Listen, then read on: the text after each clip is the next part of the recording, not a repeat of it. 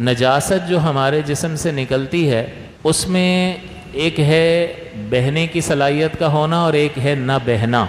تو اس میں دو چیزیں ہیں کہ نجاست اگر جسم سے نکلی اور ایسے مقام سے نکلی جہاں سے ہمیشہ نجاست عادتاً نکلتی ہے تو وہاں سے بہنے کی شرط نہیں، لازم نہیں ہے، صرف نظر آئے گی نجاست تو وضو ٹوٹ جائے گا. جہاں سے عادتاً نجاست نکلتی ہے اس کو کہتے ہیں مقام معتاد، کہ عادتاً جہاں سے نجاست نکلتی ہے تو وہاں سے نجاست کے نظر آتے ہی وضو ٹوٹ جائے گا.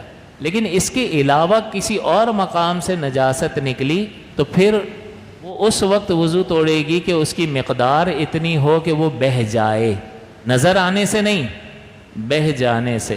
تو مقام غیر معتاد میں کہ جہاں سے عادتاً نجاست نہیں نکلتی، یہاں زخم ہو گیا، اب ہاتھ میں سے نجاست تو نہیں نکلتی نا، عام طور پہ نہیں نکلتی، اب یہاں زخم سے خون نکلا، وضو توڑے گا یا نہیں توڑے گا؟ تو اگر وہ اتنی مقدار میں ہے کہ بہنے کی صلاحیت رکھتا ہے تو وہ وضو توڑ دے گا اور ناپاک بھی ہے. اسی طرح پیپ نکلا اور بہہ گیا تو یہ وضو توڑ دے گا، صرف نظر آنے سے وضو نہیں ٹوٹے گا. تو اس کا مطلب جہاں سے عادتاً نجاست نکلتی ہے وہاں سے نجاست نظر آتے ہی وضو ٹوٹ جائے گا، اور جہاں سے عادتاً نجاست نہیں نکلتی ہے وہاں سے نکلنے کے بعد بہنا ضروری ہے، بہنے کی مقدار ہوگا تو وضو ٹوٹے گا ورنہ نہیں ٹوٹے گا. بہنے کی مقدار ہے تو ناپاک بھی ہوگا اور وضو بھی توڑ دے گا. لہٰذا اگر کسی کے یہاں زخم لگا ہوا ہے اور خون چمک رہا ہے، بہہ نہیں رہا، تو یہ پاک بھی ہے اور وضو بھی نہیں توڑے گا. اب اس پہ کپڑا کتنی بار لگ کر اس کا دھبا بھی اگر کپڑوں پر ہوگا تب بھی کپڑے ناپاک نہیں ہوں گے کہ یہ خون بہنے کی صلاحیت نہیں رکھتا لہٰذا ناپاک نہیں ہے. ناپاک نہیں ہے تو پاک ہے، اور پاک ہے تو کپڑا بھی پاک ہے.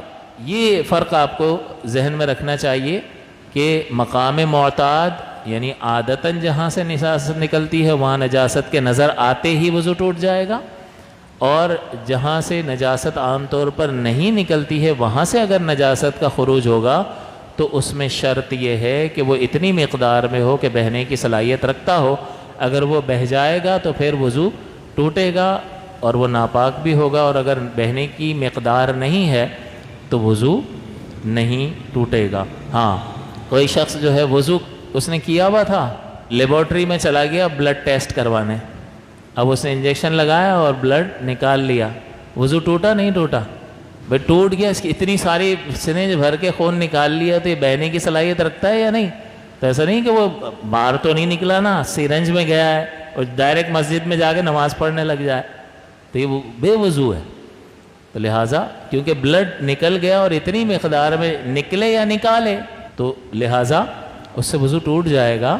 یہ اسے وضو دوبارہ کرنا لازم اور ضروری ہوگا.